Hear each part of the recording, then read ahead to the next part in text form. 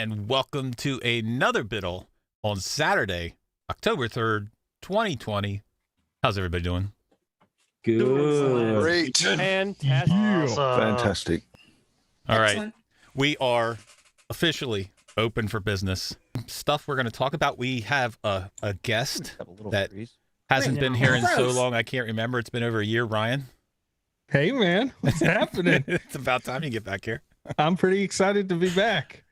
I finally, they said that the ban was finally removed and I could come back, which was fantastic. So we lifted hopefully it. I don't blow it in the first episode back. Wait, it was lifted? We lifted it. I think they just forgot to renew it. And we got all of our other lovely people. It's awesome to see you guys. We have on the docket, we have our app list that we're going to go through again. We're going to continue that.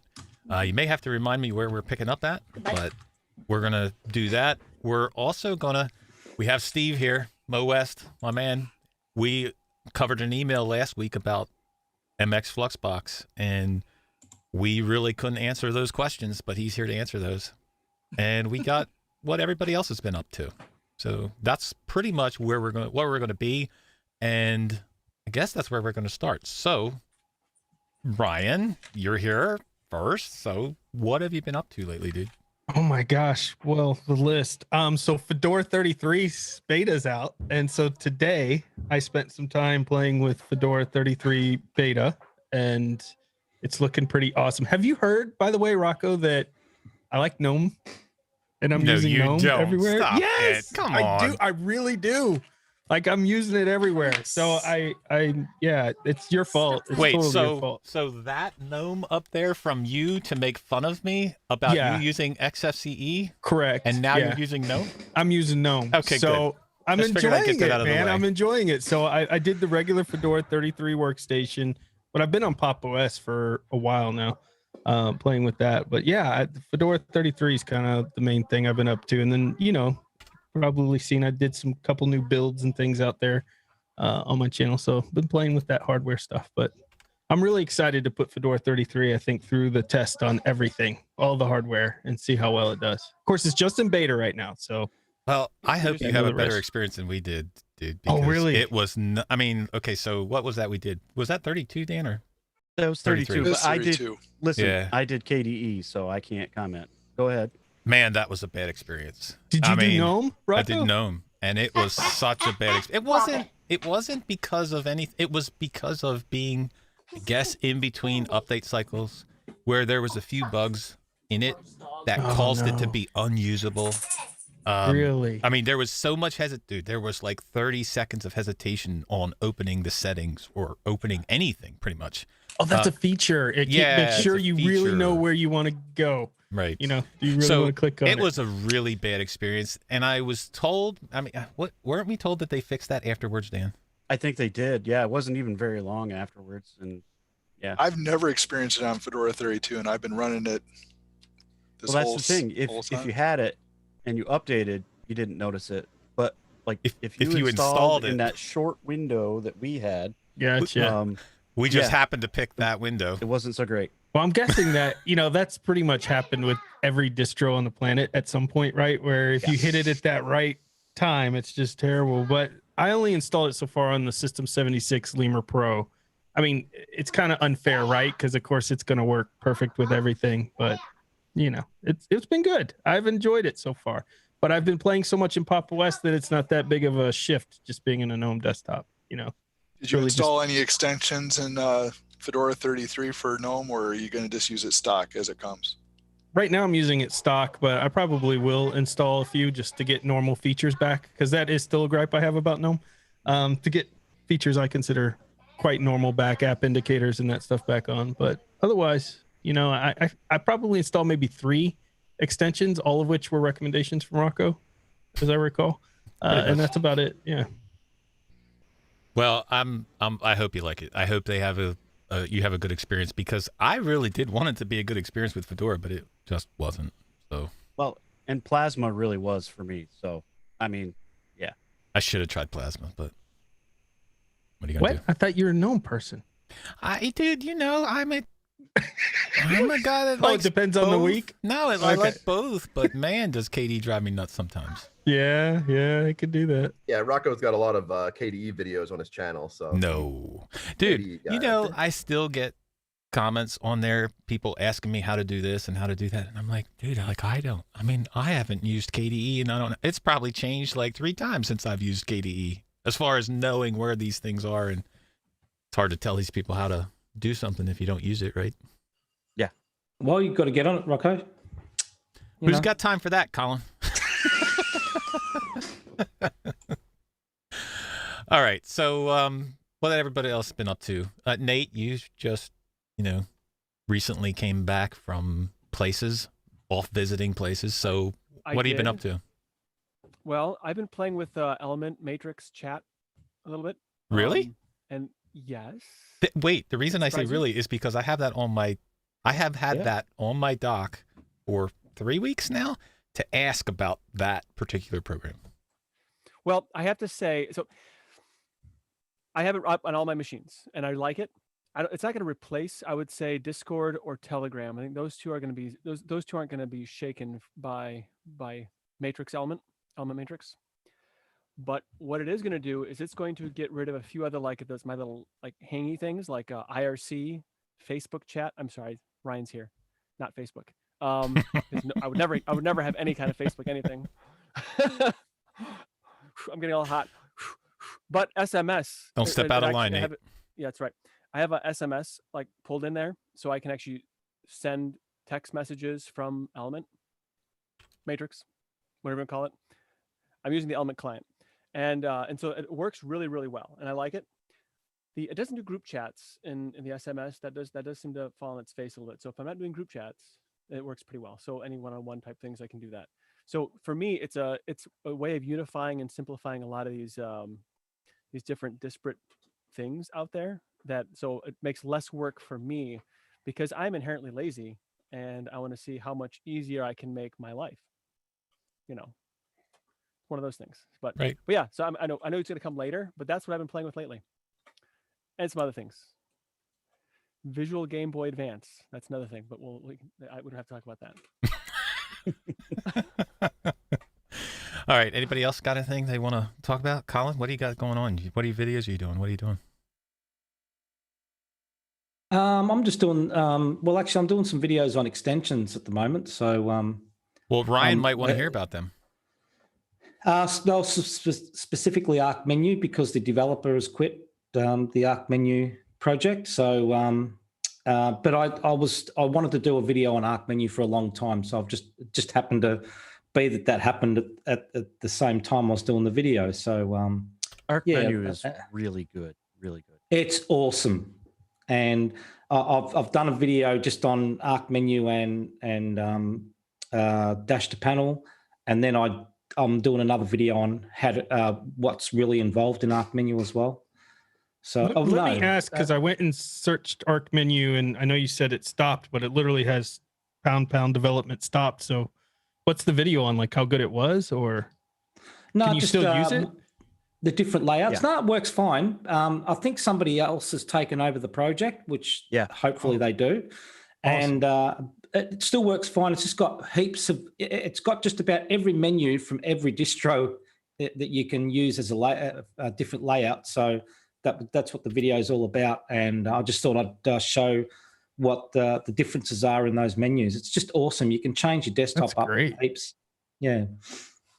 I think it's one of the go-to things for me when I use GNOME. Yep. And yeah, I did see the same thing. The lead dev, he backed away gracefully, I will say. It sounds like somebody else is going to pick it up, so that's good. Well, it's because it was no longer fun. And, that's fair. That's totally fair. Yeah. That's most important.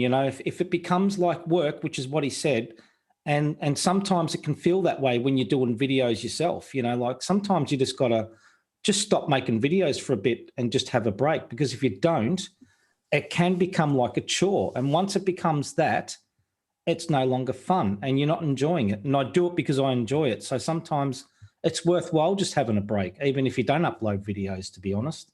Colin, people I'm running into that right now. Like I have so much going on right now, and Yep. I was doing Linux Spotlight every single week, and that was an amazing amount of work to do. Not amazing in the sense that it was great. I mean, it was a huge amount of work to do, and scheduling and keeping up with it, and then editing. There was no way for me to keep up that schedule and even remotely have any kind of life at all. So I have had a. Go ahead. Were you saying your life was becoming like a country song? I'm in a hurry to get things done. Rush until life's no fun.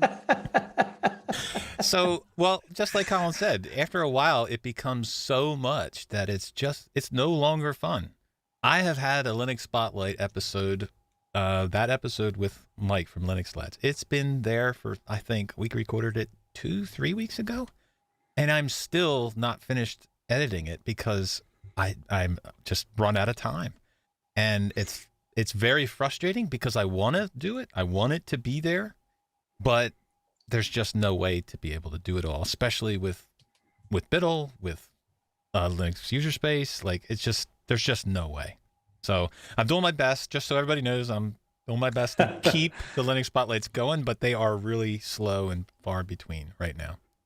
I think, Rocco, people just need to understand that time is just so hard, and your personal life sometimes, if that starts suffering, then everyone's got a family, everyone's got people they need to take care of in life. You've got to balance it, and like I said, and like that developer said, if it's no longer fun, it's going to get to the point where you just say, I'm quitting everything, right? Yep. So you've got to get that balance right between family and doing videos and stuff. So, well, Colin, that I usually bite off more than I can chew, and I always slow down then, and then I take on a little bit more that I think I can handle, and then it gets to be too much, and then I slow down a little bit. So it's always that, because like I said, I really enjoy doing this stuff, but man, it's hard sometimes to keep it. Yep, for sure. All right. Anybody else before we move on? Anybody else got anything interesting they want to talk about? No? Okay. All right.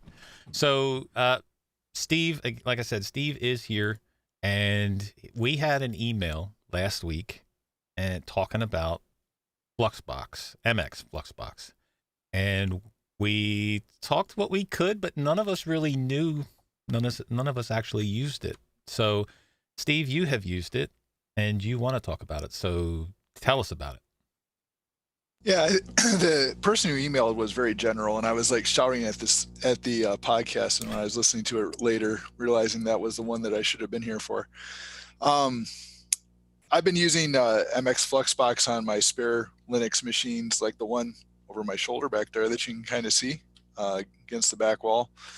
And then another one that I have as well since July, I guess the beginning of July, which was shortly after they came out with actual release on the install. They came out with the 19.2 install media, and that's when they officially included MX Fluxbox on the install media, so that when you install MX Linux now, you get both the XFCE version, the Fluxbox desktop, and then I'm not sure if they're going to add the KDE. It's not on the 19.2, but they might be adding that later. I'm not really involved with that side of the whole MX Linux community. But yeah, I've been using Fluxbox, and it just, one of the reasons I chose to use it is because it takes me back for some nostalgia. When I first got into Linux in the early 2000s, that became kind of my default window manager. And so I've been wanting to go back. I've always wanted a distro that was based on Fluxbox, and so I thought I'd give MX Fluxbox a try. And I'm not sure what the person who wrote in, what they're looking for, but if you're looking for the fastest version of Fluxbox, that's not what MX Fluxbox is achieving to be. What they've really kind of done, which I think is really smart for the MX community, is it's really, MX is so much about the community scratching their own itch. And one of the developers, Jerry, who's very active on their forum, in fact, he's the most active person on their forum right now. He really wanted to have this Fluxbox edition. And Fluxbox is just like your tiling window managers and other floating window managers. It's not a full desktop when you install it. And there's a lot of configuration that you would have to do to get it to a state where it would be usable like a desktop replacement. And what they have done with MX Fluxbox is they've basically taken the pain away of doing some rather sane defaults to begin with. And then you can kind of play with it from there. So when you load up Fluxbox, MX Fluxbox, it kind of feels and it kind of looks like it's a full complete desktop. You have a dock, you have a panel, you have a lot of the features that you would normally expect in a regular desktop, but it's definitely Fluxbox, all the goodness of Fluxbox is there as well. So you can. Steve, let me ask you, because there's two things that stick out from this email. Yes. One is he asked if you guys can get it working and tweaked to your needs. So, are there tutorials out there to find so that you can tweak it to the way you need, maybe for people that don't know a whole lot about it? And the other thing is, he asked, what are our thoughts on the window manager version? So as far as tweaking it, what I'd suggest there is, if you are familiar with the distribution Bunsen Labs, Bunsen Labs takes a floating window manager called OpenBox, and they basically tweak it to the extreme to turn it into a very beautiful desktop experience. And they even have some custom tools that they've written for it. Well, MX has kind of done the same thing. They've taken Fluxbox at its core, and then they've put some specialized tools from the community on top of it to make things easier for a new user. So there's a lot of things that you can tweak in MX Fluxbox using their special tools that don't exist outside of MX. So if you want a Fluxbox experience that's easy to tweak as a raw beginner, then MX Fluxbox is a great choice. If you're looking to get down and dirty and tweak it by going into the configuration files all on your own without any help at all, then your best bet is just to install, stock Debian or stock any distro, install Fluxbox as a window manager, and then tweak it to your heart's content in your text editor of choice. But if you want something that gives you some sane defaults, already has your wireless software set up so that you can get to your wireless access point, get internet access. If you want something that has a dock already set up for you that you can change and alter, MX Fluxbox is a really nice, gentle introduction to the Fluxbox window manager. That sounds really good. Yeah. There's also some documentation there too that gives you some hints about different tweaks that you can make, and I helped with some of that documentation, the last rewrite of it that came out in the 2.3 version, and I'm looking to do another rewrite of that documentation as well to help out with that project as well. Cool. That's really cool. Very nice. Jinda, you got your hand up? Yeah, I'm gonna pretty much say the exact same thing Steve did. I run MX Linux, and for some reason, I just never really opened Fluxbox because I played with it in the past. And what it is you don't have to go through the hoops to make it work. I have installed, like on my Raspberry Pi, I installed the light version and then put Fluxbox in and try to learn how to do it, which, guess what? Don't bother, just run this. The only thing, I'm serious, I thought it was that nice. Well, maybe for you guys, you're probably better at this than I am, but it is really nice. They really went out of their way to make a really good, how to say this, low resource, backslash. Is it really a desktop? That's the other question. I don't know if it really is a desktop / window manager. That's still a debate, but we don't want to get in a Ford versus Chevy or whatever you want to call it debate. Linux people love to get in that debate. Yeah. Well, I think that's what they've. Right. I think that's what they've tried to do, though. I think they've tried to take the window manager Fluxbox and put in most of the features that you would have in a regular desktop experience. So especially when you're, little nod to Dan, but if you like something like LXQt, and that's your desktop of choice, this would be an alternative that has most of the same things that you're going to find in LXQt as far as the desktop experience.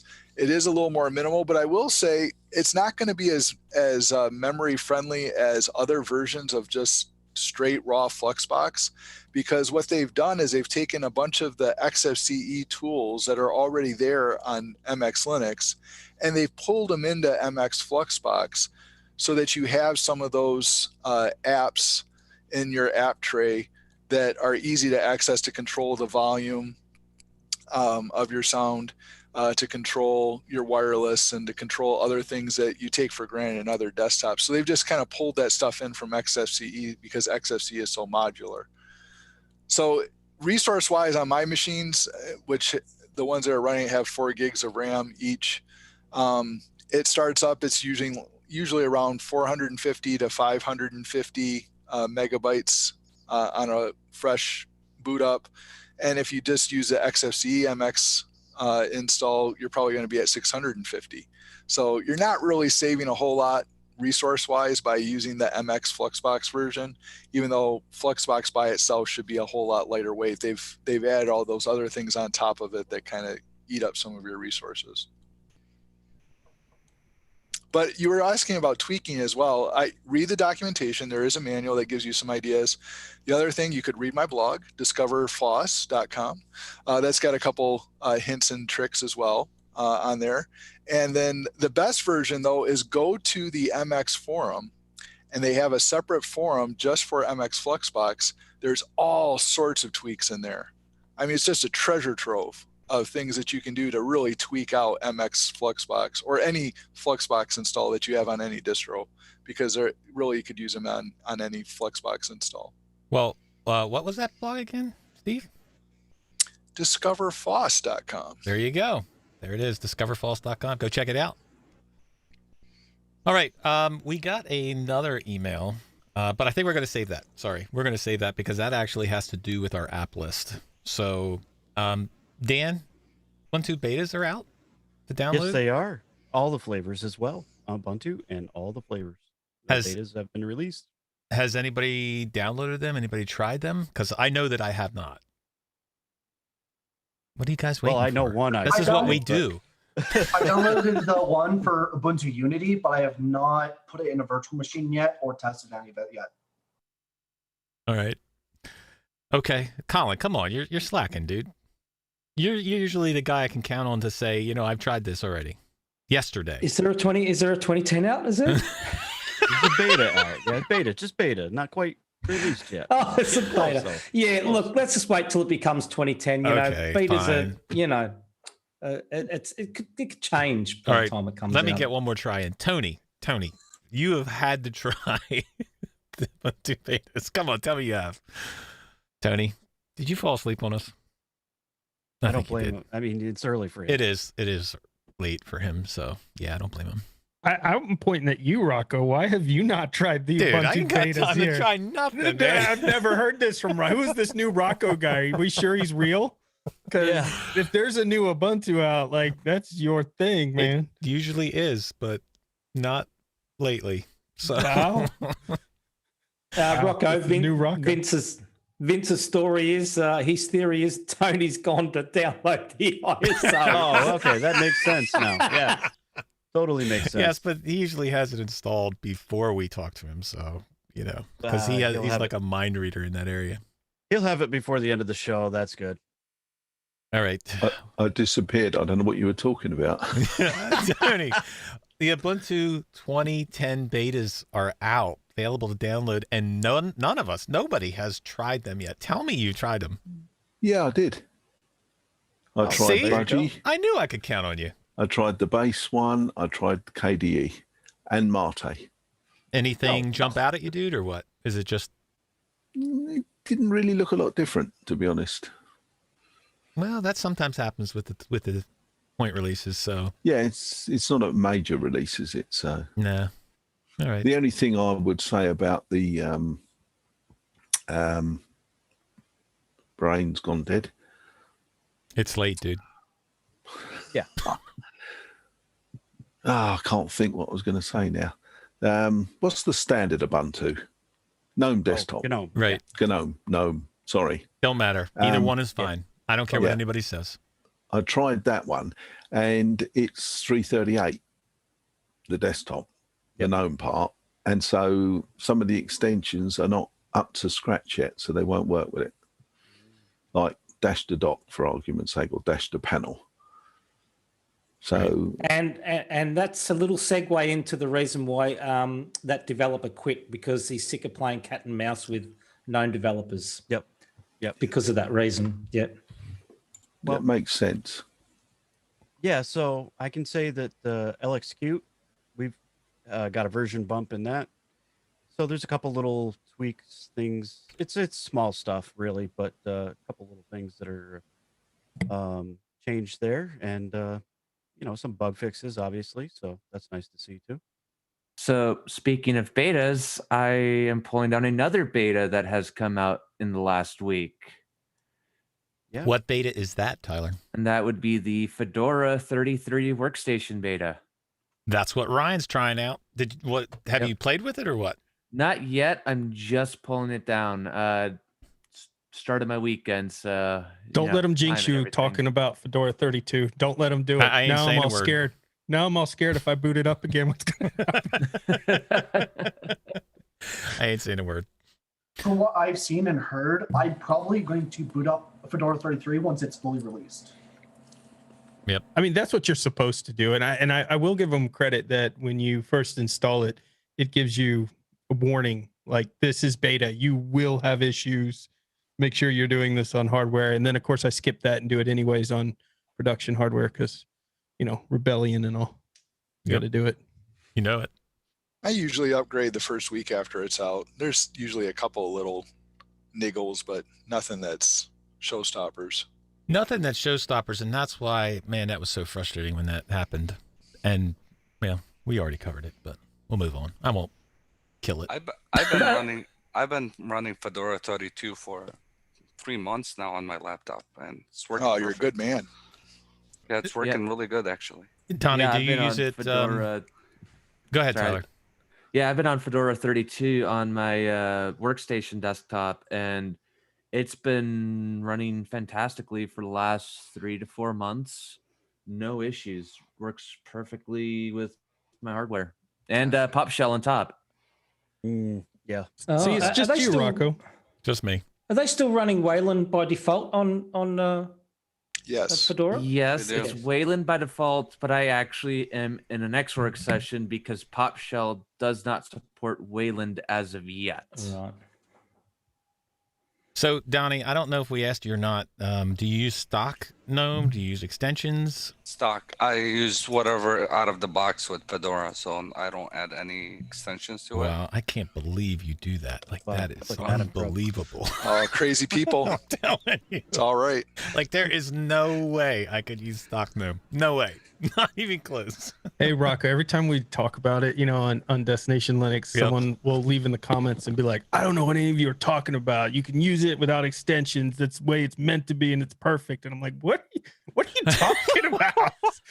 You're not even on the same planet as me if you think that. I can't even get by on stock GNOME, but I got a big 34-inch monitor. I gotta have something with tiling, otherwise I'm just gonna be driven crazy. So I've got to have that Pop Shell. System 76, they do an amazing job with that, and they just pushed out a new feature to that this last week. Mm-hmm.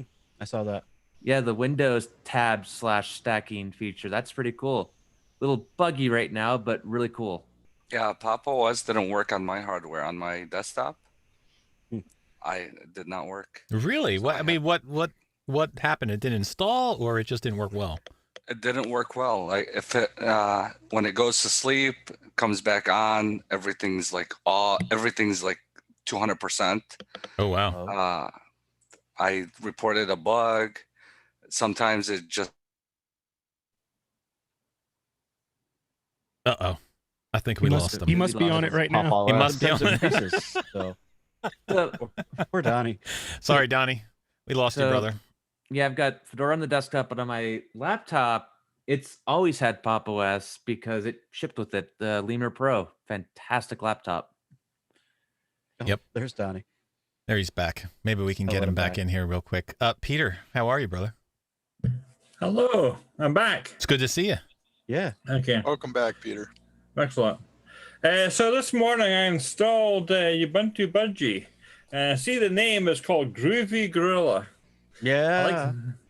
Yeah. Nobody's mentioned that name yet. I mean, that's a great name. You're Groovy right. We didn't Gorilla. mention it. I don't Yeah, know well, why. it's in 2010, but we never gave it the code name. Yeah. So I installed that on my Alienware laptop, and I've already been in contact with Dustin. I can't get my my NVIDIA card to work with the driver, the 340 driver. So, but he's helping. So, Is it an older or a newer video card? oh, it's the laptop's like 11, 12 years old. Oh, okay. Yeah, it's the 340 driver, which is really old. Huh? Yep. But I mean, I don't actually use it for gaming anyway. The Nuvo driver is good enough for me, but he wants to fix it. Yeah, makes sense. And there's Schickel, who's been having trouble connecting. So I love breaking stuff. what are you on, dude? That you're breaking stuff. Well, I'm on Windows now, but Oh no. yeah. Did you just join a Linux podcast being Hey, on you're Windows? in the wrong. You're in the wrong room. That explains The it. Windows is down the hall. I've been distro hopping like 6 times a day for the past week. It's fine. Well, I'm that's right. healthy. You now feel your favorite. Your Things favorite are okay. OS is what? Chrome. The Chrome OS. Chrome OS. You are such a fickle person. Yep. I am. Hey, It's- Schickel, Yes, you're totally fickle. Schickel, you and I are on the same page because I recently got HBO Max, and it will not work with Linux whatsoever. Aw. It works, but it works on Chromebook. Yeah. So get rid of HBO Max and stay loyal to Linux. Hey, I was on DC Universe, and then they convinced me to go to the HBO Max, but DC Universe worked on Linux, but this one doesn't. Did you It's try weird. running Chrome? Seriously, Peter, did you try Chrome? I Running it looked on at- Chrome? Yes, I have tried every single trick I know of. Huh? Because I know I have Sling, and No. it won't work with anything but Chrome, even on my Mac. Oh, it's not that. So They that's changed. really They changed the Woodvine DRM setting. Yeah. Ah. Yeah. Yeah, actually, HBO Max did work when it first came out, Yeah. and then like a week or two after it was out, then they broke Linux for whatever reason. Penguins aren't allowed to be happy. Right. Well, Rocco, what have you been up to? I just after all of the difficulties with like Chromium and Chrome stuff. I know Dan, you said you saw some update in like Vivaldi kind of fix that for you. So I'm hoping I get those fixes soon because I've been really trying to get back to Linux on my main desktop. That's the goal. So hopefully I can do that by the end of the week. Let's hope. It's been working for me, so yeah, fingers crossed. Well, I got a hardware question for you guys. Uh-oh. I have a family member looking at a little tiny detachable tablet laptop thingy. It is a Atlas 10 Pro S, and I guess it runs Android.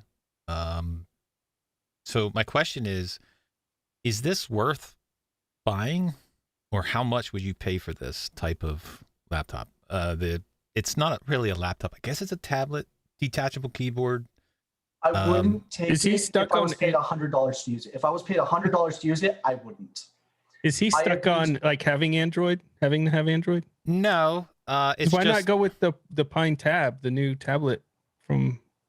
well, I don't know. That's my question. I don't know how good this machine is compared to anything else. I don't know if there's cheaper options. Like this is at a shop where right now it's $40. I don't know how far, how much this will go up before it, it actually sells. But question There are a is it lot of worth it? problems. It is not. Desktop Android forks, especially like Android x86, are great for like enthusiasts who want to really go in and use Android on their system because they can. But it is a terrible, terrible operating system for the desktop, live alone that it is never taken off on the tablet side of things because they can't do that for the life of themselves. And no company can actually make a decent Android laptop, even though multiple have existed. They've tried making Android consoles too. Those didn't turn out well. Android is only good on most mobile devices, but that is pretty much all you can get with Android. And that is actually by design. I would argue it's not even that great for mobile devices from the sheer fact of like looking at this device, Rocco. this is the same problem they have in the phone market. You know, its operating system is Android 4.2.2. Ooh. I mean, and this is Android all the way. You have so many security holes and gaps and everything in these old versions of Android that don't get patched. You've got a 1024 by 600 screen and a total 1 gig of RAM on Android today is just, you're going to have a terrible It's not going to work. experience. Yeah, that's going to be horrible. Yeah. Isn't Android 4 like 2013 or something like that? Like, But if you look at Android's 20, update system, because you can go look at where the majority of the population is, you'll see it. It's like spread out evenly across all the versions, which is the biggest danger that Android poses out there, is the fact that they have no version control. So you have so many people sitting on unpatched versions of Android because their telecom company and/or manufacturer doesn't roll out patches anymore. What's the latest version? Like 11? 11 Yeah. just came out this last month. I got it on my Pixel. And to respond to Shickle, Android 4 Ice Cream Sandwich came out in November of 2011. Oh, don't hurt me like that. Oh, wow. Because I'm still using a Note 5, and it's got Android 7. Well, I'm A little looking more. at a picture here of the specs, and I think it looks like it says, because it's hard to read, but it looks like it says it's Android version 7.0. Still way behind. Still. There might have been multiple versions of it. I pulled up Kernel one from Kernel iFixit. 3.18. If you're Ooh. Well, in that case, Rocco, definitely buy it. That changes everything, man. Why do you Yeah, just it start does. with that? I'm going to go the Shickle route and say, if you're going to get anything Google on a tablet or a laptop, you're better off with a Chromebook than you are with anything Android. I did actually not pay 100% him. agree. Did you pay him, I Shickle? actually did not also pay. agree. So I agree with that statement as well. Chromebook, while I have issues with some of it, it's a really good alternative if you're wanting a laptop that runs a Chrome operating system and can run Android apps. Right. And So what is every Chromebook? It's like 6 to 7 years of hardware support for the operating system upgrades. It's depending 8 now. on it's 8 now, Wow. and also depends somewhat on some manufacturers. Some manufacturers still stick with 7, but it's still But pretty good. the landscape is still much better than even any Android phone, for that matter. Right.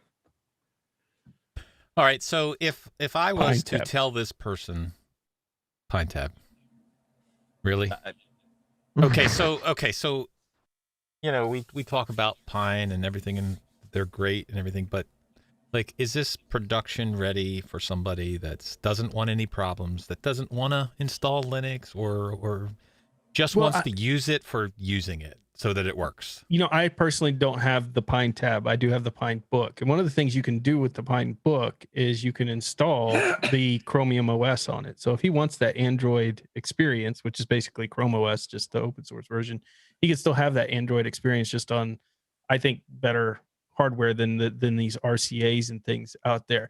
If he wants something that's really powerful, you want no problems, and you want to have that Android, and you don't want to go like iPad or something like that, then the used market's just riddled, because to everybody's point, Android hasn't been able to release a successful tablet in a long time. So even the ones that were really powerful spec wise 1 year old on eBay go for a third of what they cost when they launched. If you have any suggestions on what to offer this person, because they don't need a high powered computer, they don't need a big laptop. You know, this is like perfect size, perfect idea, but if it could be something that they would be able to use better, like you know, with more than 1 gig of RAM, but not like super expensive either. So if you got any suggestions, let me know.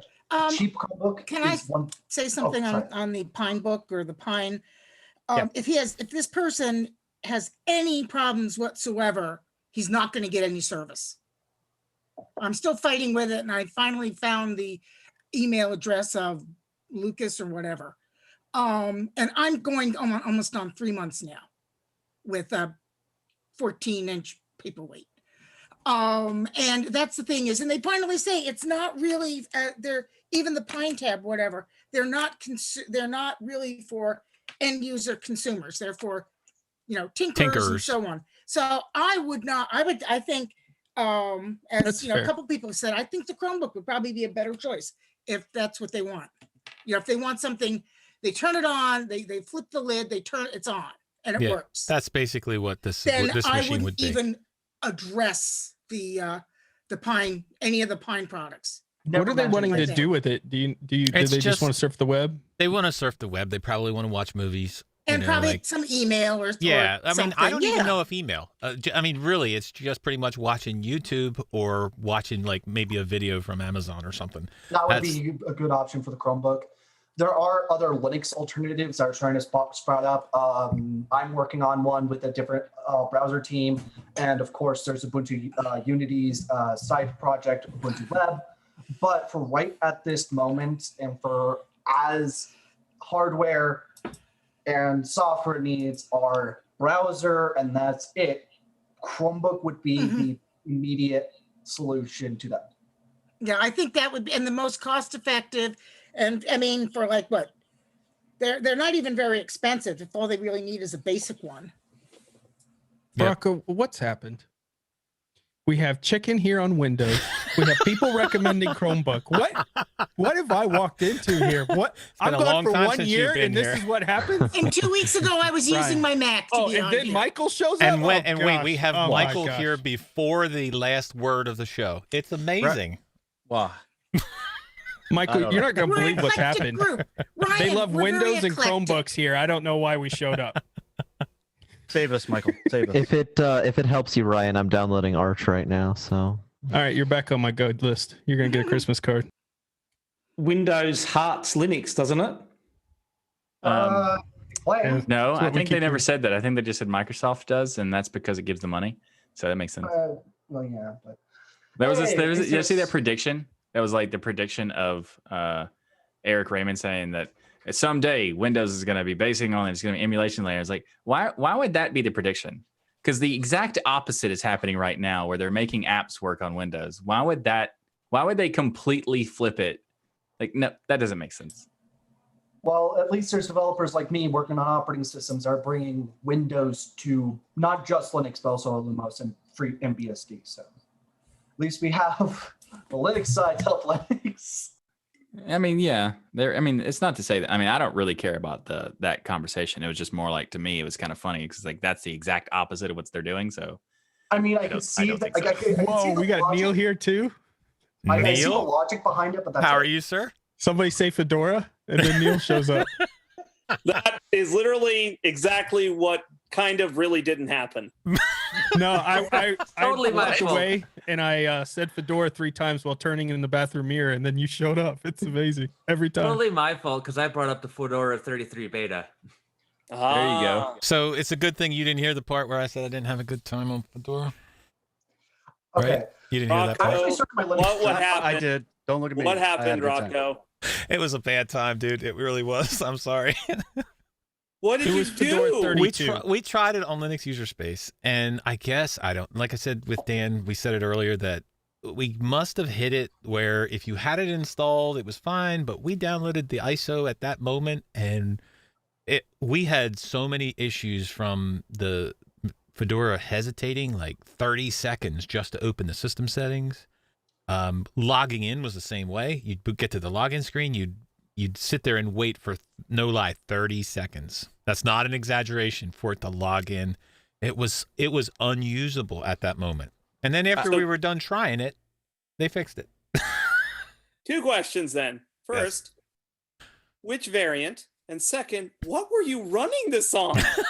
No, I was running the GNOME Fedora, the main Fedora GNOME Fedora version. workstation. Fedora workstation, and it was on the test machine, which is a i9, has an AMD 580 in it. It's got 32 gigabytes of RAM, so it's not like this was no slouch machine. No. So the reason that I was confused here is because I've actually seen this happen on VirtualBox runs. So that's why I was like, what are you doing? Running this on VirtualBox? Well, no, he also had an RCA Atlas 10 Pro that wasn't running well on. Oh, well then. I love how he kept throwing out the Wii part. The Wii. I don't want to be the only one, Dan. You know I wasn't the only one having this problem. It wasn't me. Where's Leo at when I need him? I don't know. We can blame Joe here probably, but Joe's probably busy watching a basketball game or something. Well, Neil, was I on installed Plasma. Fedora 33 and it was great. So I think Dan agrees Awesome, that Fedora's Ryan. dope. Yeah, Michael. Fedora Plasma was dope. That's for sure. There you I had a go. good Oh, time I with that. love Fedora Plasma. I'm a KDE user. It was I nice. have used Fedora GNOME since I started my Linux journey. Well, I'm currently What's not that? using it. That was only a couple years ago. Fedora 29 okay, was my cool. first ever distribution of Linux. It was either Nice. 29 or 28, but it was a great start to the Linux world and why I'm still here. I have run every version of Fedora since. I've had an issue with like 30 and 31. They both had some issues with me, but not big enough for me to care. And then I'm excited for 33 because this is the distribution I've been using since the beginning of my Linux journey. Even though I have not used it as a daily driver anymore, it is still in my heart as my Linux distribution. Are you? Nice. Is 33 compelling enough for you to make it your daily driver again? We'll see. Well, I, so let me ask it a different way. What do you look at for a daily driver?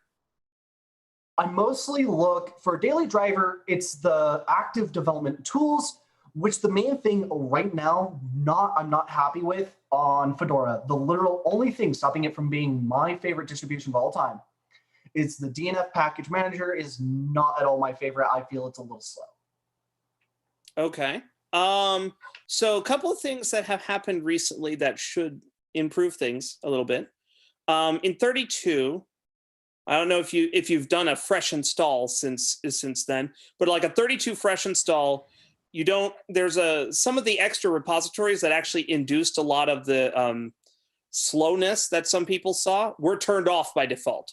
They're not needed for most people's use cases. So we switched them back off by default. So DNF doesn't have to go through, search all those repos, index everything, try to calculate everything for there. So those were turned off by default. Simultaneously, we turned on the OpenH264 codec repo, which means that like when Firefox or Totem or whatever tries to request H264, it'll get auto-installed correctly. So that'll just happen now. In 33, there's been some minor performance improvements, some UX improvements like colorizing the screen, the text just out of the box. I know that shipped as an update to 32, but it wasn't like in the original release. So that's in 33. Something that's going to come in, I want to say 34, but it might be 35, is there's been an ongoing massive rework of all the lower stack libraries for the DNF package manager to streamline them and make them more performant and do smarter things like parallel download metadata as alongside the parallel download of the packages themselves. And there's some other work going on to do things like let's be more efficient about how to run triggers and some of the low-level bits that make it so that the installation works correctly. And there's some actual improvements happening in RPM underneath DNF to better improve the performance of installing and managing software as a whole. So all these things are being worked on. I don't know when they'll all land, but we're getting some of this piecemeal over time. So I would expect to say that the performance is generally going to improve. I don't know so much about if you don't like the command line interface or the user experience around that. If that's a thing, I would say file some bug reports with some suggestions of how you'd like it to improve, because we don't know otherwise. I love the CLI. It's not the CLI issue. It was the slow repos for the most part.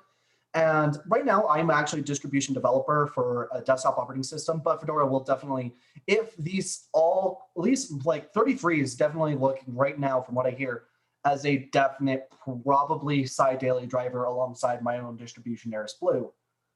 What is your distro? It's called Eris Blue. It's a desktop operating system that is trying to merge BSD, Linux, and Lumos all into a friendly, working together, building each other up environment.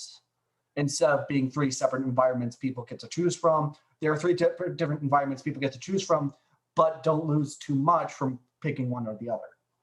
So wait, so does that mean it has three different kernels, or is it three different user lands? Three different kernels, and that's technically six, because there's also a full Libra version that is going to be FSF compatible with the liberal Heard. Linux kernel and a lot of other things. It's a bit of an ambitious project, but it's a work in progress. Okay. Well then, use DNF as your package manager for all of it. There you go. Once we switch off from the Debian base, that is a probability. Yeah, I have very, very many opinions from my many years of having to deal with package managers, and most of it boils down to, if you want to, a good package manager basically comes down to what kind of user experience you want, and also to minimize the amount of interactivity required to do something useful. And in my opinion, I tend to see that, the Debian package manager tends to fail that a lot. I agreed, but I do like some things about apt over DNF, the vague small differences in What the is it? lower end. Out of curiosity. Various things to do with like how you list repos. Last I remember from DNF, it's slightly different, like getting the repos and the UI on how the packages are managed and installed. Those are literally the two differences and the fact that I currently use Debian-based systems as the most part right now, because I do prefer the deb package itself over RPM in many cases, mostly for building. I've always had a slightly better. It's always the fact that what I've seen on Debian is slightly more to my taste, but at the same time, very minute amounts that are barely usable, like barely important, I mean. But then again, I am for you. Barely usable. I think there's the Freudian slip right there. I mean, yeah, but like, I am developing my own package management front end, so that way I don't have to pick between apps. I don't have to pick between DNF and apt and all that. And I'm also working for a package management system, because each package management system has its own benefit. Having a package manager basically gives people the ability to choose what they want without having to go through a billion other new ISOs. So, yeah, I mean, one thing I wish somebody would do is make it so not a lot of people are kind of aware of this, but like the underlying feature set between dpackage and RPM, the low-level tools that make up the two package managers, that the two package management systems that most people are familiar with, apt and yum DNF and zipper off on the side if some people are aware of that one. The underlying feature set between the two is, at this point, almost every feature that's in dpackage actually exists in RPM. There's basically only one feature that doesn't, and I think I would personally argue that it's a miss feature, and that's debconf, with the interactive prompts and all that stuff that happens, like that blocks the package manager and waits until user input comes in, then it can do stuff going forward and stuff like that. But all the rest of the features, triggers and hooks and plugins and scriptlets and weak dependencies, strong dependencies, all those things, all those exist in RPM. And actually RPM's dependency management is actually much more advanced. You can have conditional dependencies. That is true. That is true. Yeah, and the conditional dependencies are really helpful. So you can do all kinds of interesting things related to that. What I would love to see from somebody someday is basically a dpackage shim on top of librpm that basically makes it so when you install debs, they translate into RPM transactional data and get inserted into the RPM database. And so they look and feel native that way, because it's not like they're magic. They're archives with metadata archives, and you have a secret notebook, and that makes me feel like we should be having a chat about it. There is not much in here right now, but there was something in one of these notebooks somewhere in my room that has something of an idea, basically the exact same of what you're talking about. Yeah. Because I also got annoyed with that issue, and I also see that exact same fix being possible. Yeah. Well, the funny thing is, I know of one example that has happened in the corporate world once. They don't talk about it very much because, well, it's kind of horrifying, but they hybridized Red Hat Linux and Debian Linux in their early days and made it so the two package managers spoke to each other in the sense that they shared information across their databases so that they could move from one system to the other freely and use packages from either one basically whenever they wanted. Have y'all heard of Bedrock? Bedrock, yeah. Bedrock is a different way of doing this. So instead of the way very I'm interesting. talking about, where they wind up doing stuff, Bedrock does it by making it so every user land exists, and then you can operate with them and selectively pull stuff from the different user lands. The idea I'm talking about is that you have one user land, but that user land can just automatically just shim stuff that was intended for another user land on top of yours. Obviously, that takes some work, but it's doable. It's doable. There are a lot of things I want to do with mixing user lands, mixing package managers. The whole idea behind Eris Blue is basically unition of forked like Linux technologies. Wayland and X11 merged together, building things to be better and better and better as we go on, instead of forking everything and having everything split off and having some things slow down, having some things become standards, having non-standards become popular, and causing a lot of issues both in the user space and enterprise world. To make it easier for both people who are enthusiasts, people who are building a corporation, who are running their corporation, who are freelancers, who are just regular old users. The problem with Linux I see is that it's all just inconsistent and broken forks of a lot of great ideas in some places not so much, but all the ones with the great ideas can't seem to agree of how to make those great ideas work.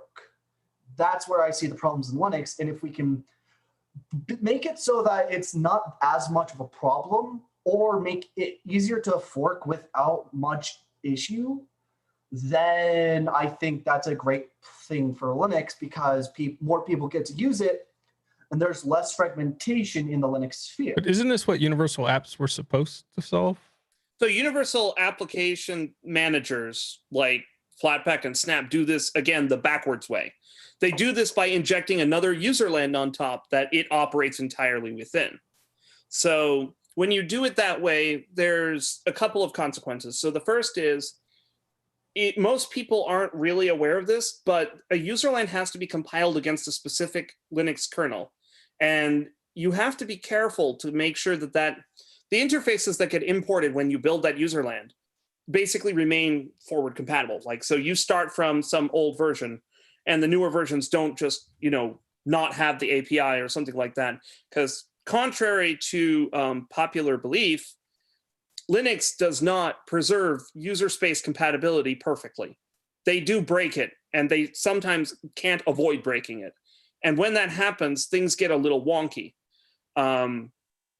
You generally, in an ideal state, don't want to have multiple different user lands operating in the one operating system environment.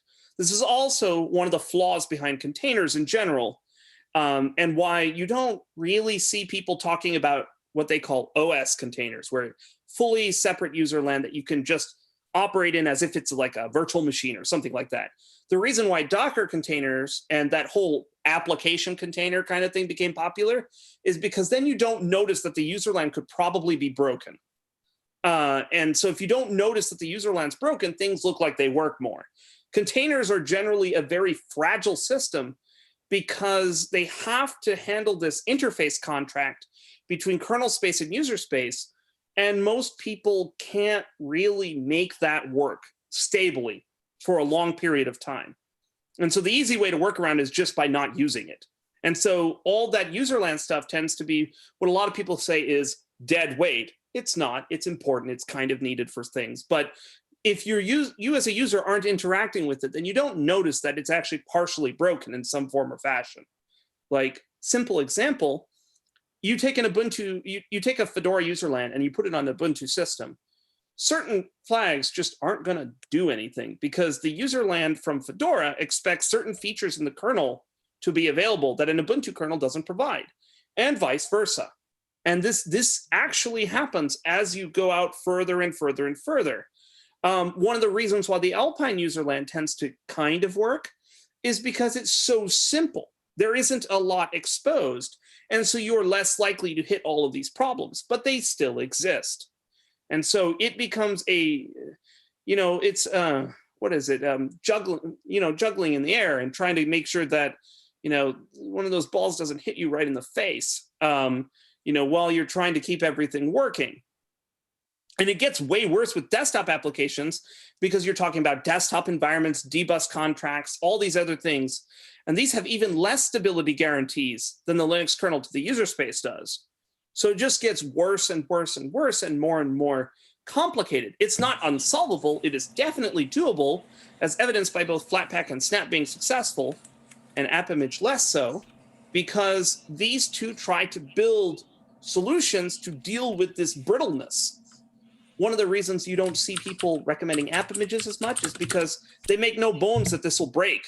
They tell you what you have to do yourself as an AppImage creator to try to work around this, but that's not perfect, and a lot of people ignore it. And so you just get poor quality AppImages, and it's just not a sustainable solution. Yep. Well, now I'm just not happy. You're welcome. Yeah, but there's a couple things that were brought up in that conversation that I'd like to go back to. One of them is what do you want in a desktop, a daily driver desktop? But the other more important was that Kai brought up was the fact of all the forks and the good and bad parts about that. We've had this discussion a few times. We had it on Linux user space, and there are arguments to both sides to having people come together and not have so many forks in Linux and just work together on something that is going to be universal, or maybe just a specific distro. And then there's the other argument. Leo, you make the other argument about having, the freedom to fork everything. I don't know. You can't take it away. It's part of the license. You're never going to get away from it. Look at you being realistic. Man. What are you going to do? I don't think any of us would be arguing to take it away. Like my perspective on this in particular, and at Rocco, this is actually a great set of points to bring up. My personal perspective on this is whenever you see a distro fork, like in the truest sense of the word, where the team splits off and they go in a direction, it is because there's a fundamental disagreement that cannot be reconciled.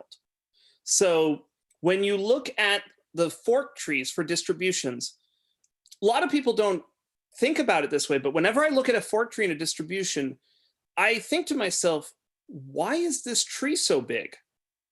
Because the reason why this tree is so big in a particular branch or family is often because they can't get along enough to reconcile or integrate all these things. People want to fork, and the freedom to fork is very valuable. Like, that's how we have things like the whole Mandrake family is a fork of Red Hat Linux. And the Ubuntu family is a bad example of this because it's a little weird of its relationship. But like, you have a number of things that happen that show this kind of divide, like Dev1 and Debian. Those are fundamental disagreements. Right. But every single branch, every single split, everywhere is a fundamental disagreement somewhere that somebody decided that there's no way to reconcile it. Now, whether that is legitimately true or not is actually kind of beside the point. Because it happened. People believed that could not be reconciled. Now, this is where I look at some of the distro trees. Like if you look at the SUSE family, are there any forks in that tree? No.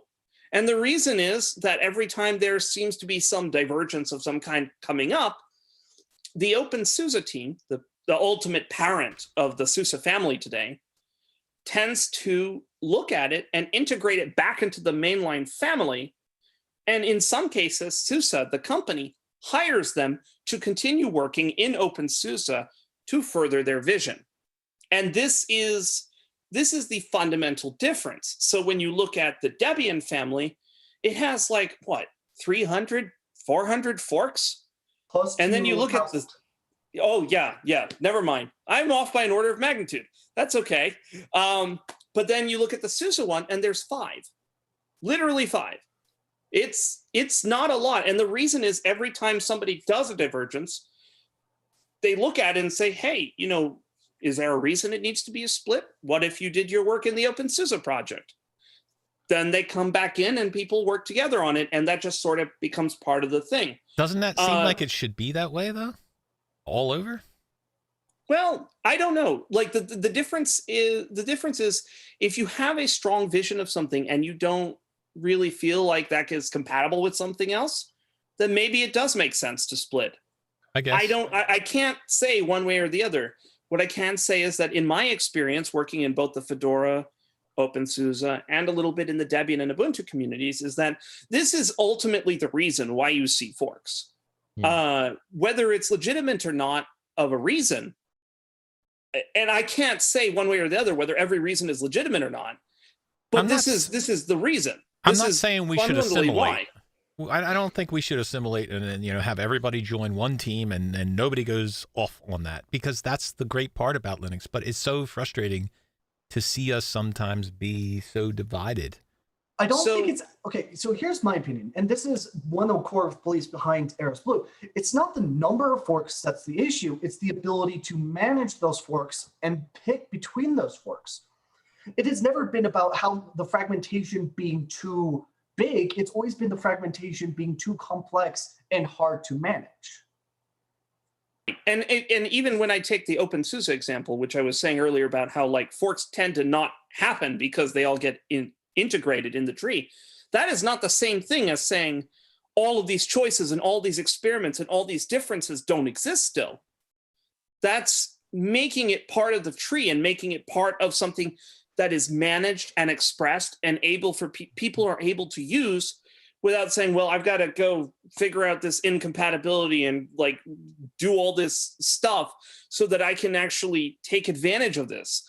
Like when you look at, say, for example, Linux Mint and Ubuntu, I know they've both been in the news quite a bit lately because of their increasing disagreements there. There's a certain point where I wonder, why is Linux Mint a derivative of Ubuntu? Because they're literally fighting the decisions of their upstream. And this is also true with, what is it? Another one, NXOS. They decided that they're going to rip systemd out and install OpenRC. And they're going to rewrite like all of the stuff that's using systemd to not use it. That is mind-bogglingly amount of work that you're fighting two upstreams for. You're fighting Debian and you're fighting Ubuntu. Like at some level, if you're going to do something like that, you either need to reassess how you're doing your development, or you need to just completely split off and be your own thing.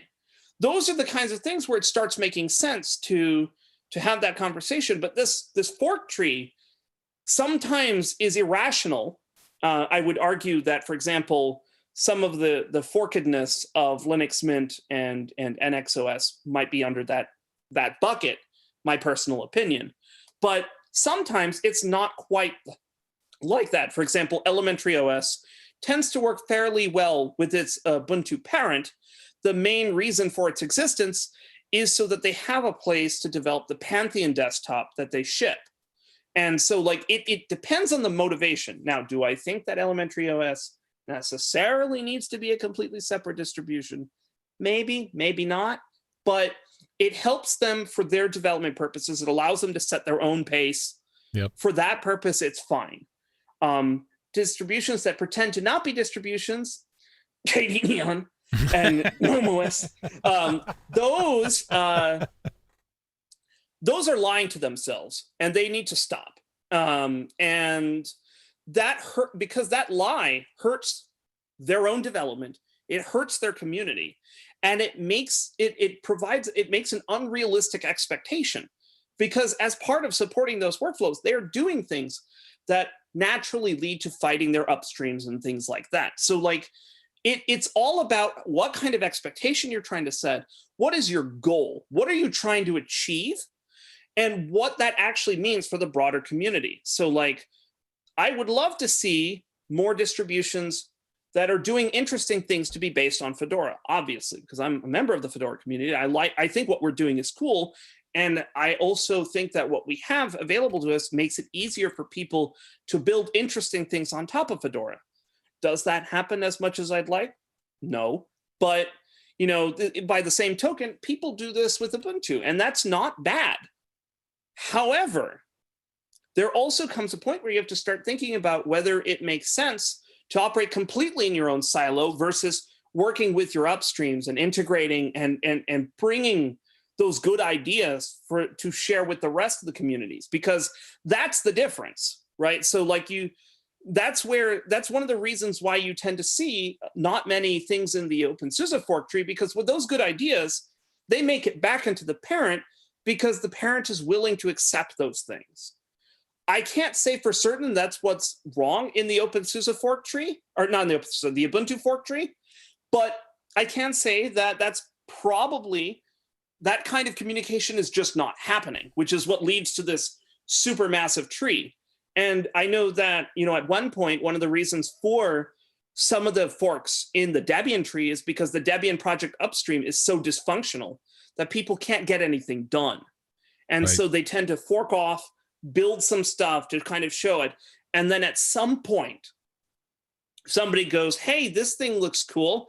And they just pull it in silently, don't tell anybody. And now we have two branches that don't make sense. This is the sort of thing that, it's difficult. And this, I think, goes to what Kai's talking about, specifically about this complexity that is hard to manage or impossible to manage, because when it comes to forks that don't necessarily mean a fork in the relationship, like you're doing a fork for a purpose and a goal, but you're still a fork of the technology, not a fork of the morals. Yes, there you go. That's what I'm trying to explain. It's very difficult. Hey guys, what's up? What's up, Mark? Can you hear me okay? Here we can. Yes, we can. Audio's good. Okay, good deal. I love XLR. How you doing, Peter? How's it doing? Hey, Cubicle Nate. I know a lot of you. All right. On that subject, Neil, I would just add that I think the allure of Linux is nice, and when you're a developer, you kind of want to make it your own and build your own thing. And I think for a lot of people that are picking up Linux that are developers and know how to code or know how to halfway code anyway, they do tend to want to make their own distro at some point in time. I know the younger generation has a lot more free time, especially now that they're out of school. So I imagine there will be some new ones to pop up. But I think that allure of wanting to create your own as opposed to joining up and helping like a distro on the back end and maybe building your way up in the distro with the team and earning a spot as like maybe ultimately a lead developer if you're that good. I think that's the better route rather than wanting to create your own new distro to add to the list of hundreds of distros out of the gate. I used to be the exact same way before working on AirSblue. I even wanted to work on my own remix of Ubuntu. It was supposed to be Ubuntu, but with a different skin that I preferred. And I was almost in that exact same category until, one, I realized I didn't always like the technology in Ubuntu, and two, here's the problem with making a remix over making your own distribution. If you're trying to build something for the Linux community, like Linux Mint, if they were just building it for the Cinnamon desktop or Elementary with Pantheon, then making a remix of Ubuntu, it's actually a really hard job to do. It's surprisingly difficult to remix Ubuntu and fork any kind of distribution, even no matter what it is. But what the issue is it's never at all been the count of forks. It's never been the reason behind forks. It's always been the ability to manage those forks. If someone forked, let's say, a package manager like DNF and changed literally one thing and shipped it off, that's not adding to the issue. The issue is trying to find it and manage it. I've always seen it being an issue of managing the forks, managing the differences, managing the alternatives. It was never about the count. I don't see why people focus on the count. Like I used to be a criminal of this too. I used to complain about the fact that there are 2,000 distributions and most of them don't do anything new. But I realize now that wasn't the fact that there were 2,000 distributions, it was 2,000 distributions making it harder for people to manage things. That's pretty much half of what AirSblue is about. Kai, when you say that, what does that mean when you say easier to manage? What would have to be done in order for them to be managed easier? We would need to create basically a lot of new front-end technologies.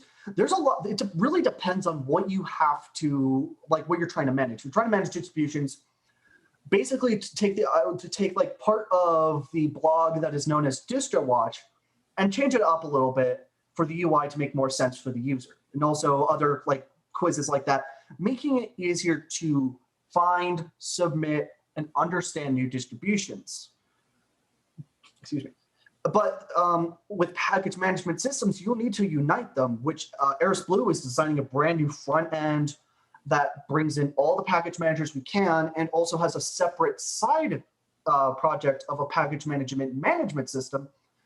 So people can, no matter what system they're on, use DNF, APT, Zipper, Pacman, whatever they wish.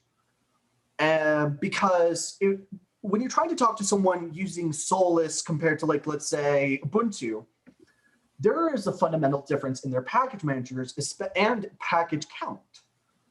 So not only do you have to manage the package management systems themselves, you also have to manage the repos.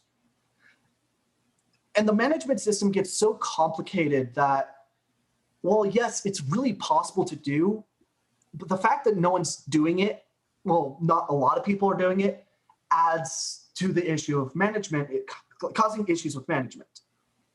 And it always depends on what you're trying to manage. There's a billion billion things I can say in the Linux community that we have to manage, and that some of which we are managing, some of which we need to manage but refuse to manage. And yeah. So Neil, let me ask you a question. What is the biggest thing that we need to do to solve that problem? As far as, is it that we need to get an universal app thing going where we're all going in the right direction? Is it distros? What is it that we need to do, that one thing? It's the one thing we've tried and didn't get done the first time. The Linux standards base, which includes the file system hierarchy standard.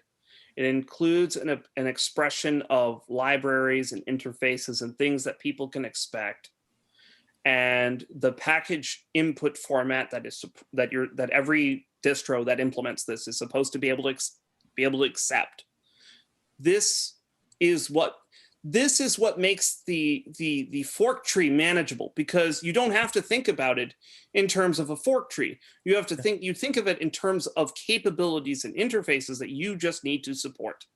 And so when it comes to things like, when I think about having to support my day job, I help support a product that's shipped for Linux. That product supports 50 different distribution releases across 4 Linux distribution families. So like, I have a very good mind map of the complexity involved in that. And what it boils down to is 3 variations. An init system, which is slowly going away, thank goodness for that. Then there is the file system hierarchy, which we're now, the differences in that are actually starting to go away. A lot of them are starting to converge on that structure. There's just one big remaining difference, which is sysroot and standard FHS versus Debian's multi-arch spec, which nobody else really adopted, but like, because the Debian branch is so big, it kind of lived, even though it's an incomplete design and there's a bunch of weird quirks with it. But that's the second one. And the third one, of course, is the package manager, right? And you have the package manager, which provides your basic interface for understanding the capabilities of your system. And between, in these 4 major families, it's RPM and dpackage. Those are the 2. And then if we talk about minor families, or at least less major families, if I want to be a little more politically correct, you got to talk about, there's Arch, the ALPM system, there's PySci Pardis system, There's EO package, which is an evolution of PySci. There's it kind of goes on, right? But the problem with all of these systems, and of course, I think Serpent OS is making a new system called Moss, right? And so like we're going to get this new level of complexity for just for maybe good reasons, maybe bad reasons. We'll see. But what it comes down to is that at least for 99% of Linux distributions, and I think I can say that percentage fairly confidently, it comes down to aligning the interfaces so that if you say ship a deb or ship an RPM, like let's say you're using RPM as your package manager at the bottom layers, no matter which one you use, there's some layer above that realigns it to match the native convention and deals with the impedance mismatch of interfaces, like where do libraries get installed? On Debian systems, if they're built in the Debian native multi-arch, they are in this particular FHS. Right. That needs to be realigned for what everybody else does. And it just kind of goes on and on. This bridge that needs to be built to support remapping between these two worlds is the only remaining piece that really is about managing the complexity of the system at the system level interfaces, because all the other interfaces are now standardized. Systemd is essentially across the board, which provides essentially a tool chest of functionality and features that you can expect work everywhere. You definitely have, with the GNOME toolkit and the KDE toolkits, those are used for a wide variety of desktop environments, not just GNOME and not just Plasma. And because of that, you can expect a certain level of functionality that everyone has because these toolkits are being reused. At very critical parts, at multiple layers, you tend to see this gradual consensus and alignment, and then you have differing user experiences on top. So then the question becomes, well, how do you manage supporting that variation in user experiences, that freedom, while leveraging the fact that there's so much commonality? So you plug into the common parts so that all the differentiated parts, if you want to use the marketing term, all the differentiated parts don't matter. That's what you have. That's what you do, at least in my opinion. Even disagree about the stuff about the standardizations of things like this. I believe that we can still go unstandardized and use things other than systemd easily. We just need a way to easily manage not using systemd if we don't want to. It's, again, always about management, not about count. Right. Well, with the systemd piece specifically, let's say we just take systemd out of the equation. Let's just remove the implementation that is systemd and all this stuff. What does that leave behind? That leaves behind a set of API interfaces, declarative interfaces in the form of config files, and it leaves a bunch of dbus interfaces. All of these things are well specified and well understood by this point. That doesn't require a systemd to pull that off to support those things. That can be done by anything. The fact that nobody else has really done it is a little bit beside the point. The fact is that all that stuff is there. So if you wanted to have those interfaces work on, say, a BSD or a Lumos or ReactOS, even if I want to go super crazy, like on Windows NT, you could do it because you know what those things are supposed to behave like. You just have to provide the functionality or map them. That's something I'm going to have to do with AirSblue and with the 3 bases we're going with. Well, all right. I mean, go ahead, Chickle. You're the Fedora guy, and people were talking about Fedora. Sorry, I'm a simple person. I just wanted to say that I love the stuff that you guys have been working on with Fedora 33. I've been trying the beta. We made a video for Linux for Everyone. It's really exciting. I'm excited. Well, thank you. I appreciate it. Like, the ButterFS change in particular, I saw your video. I was so very happy about it.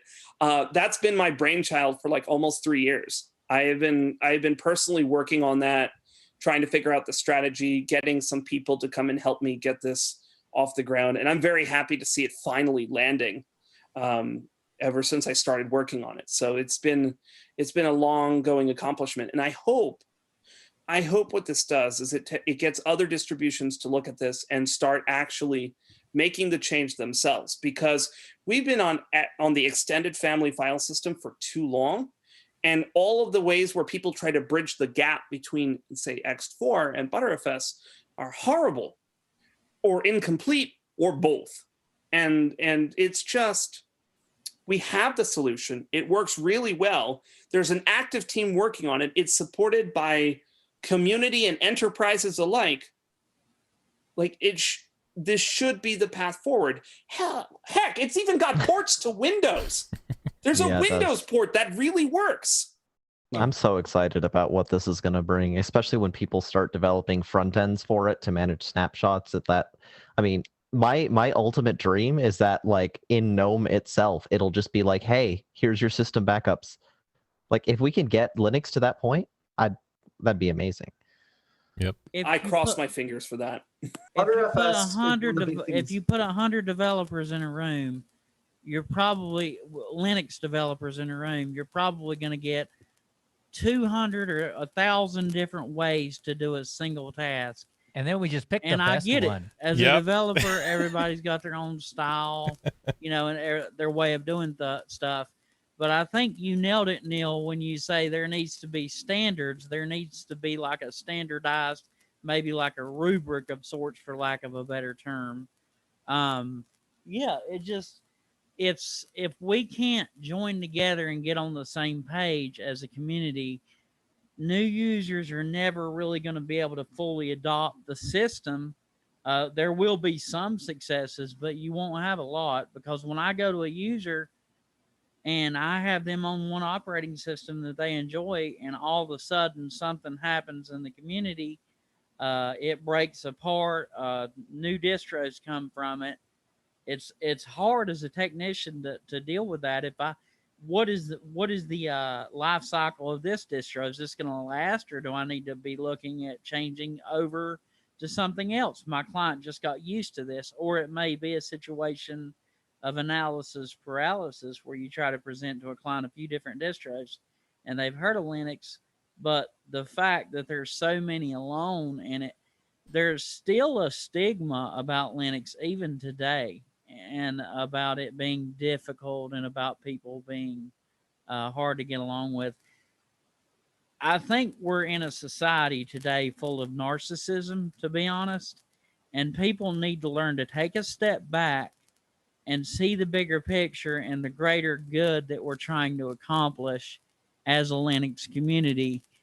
And sometimes you can vehemently agree or disagree like I have, and still realize the community as a whole doesn't agree with you. They want to go one direction. Like Neil said, we have a standard in place. This should be the path forward. There are so many people on board.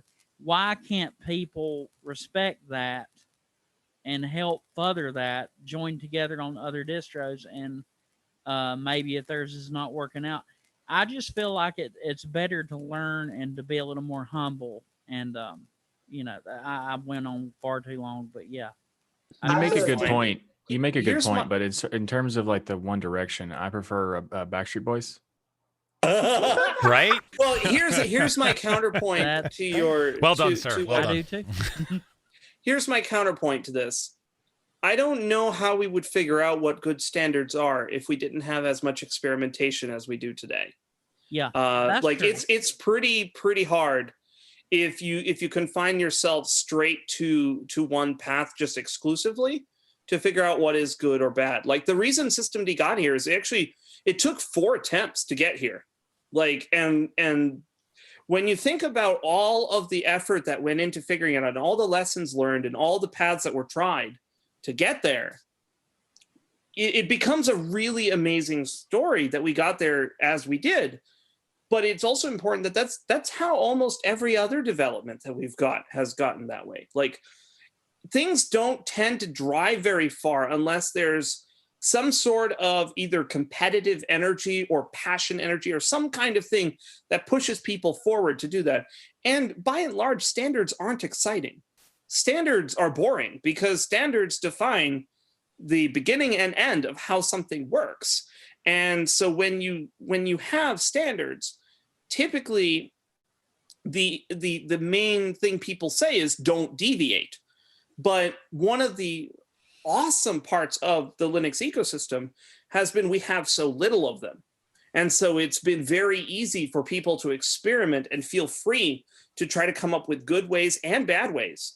And the good ways do effectively win out to become standards. I argue that one of the reasons why systemd is essentially across the landscape is that it definitively solved very real, very significant problems for a lot of people across a wide array of, of scopes and issues. And because of that, it was compelled to be adopted by many distros. I mean, even Red Hat did not adopt it initially.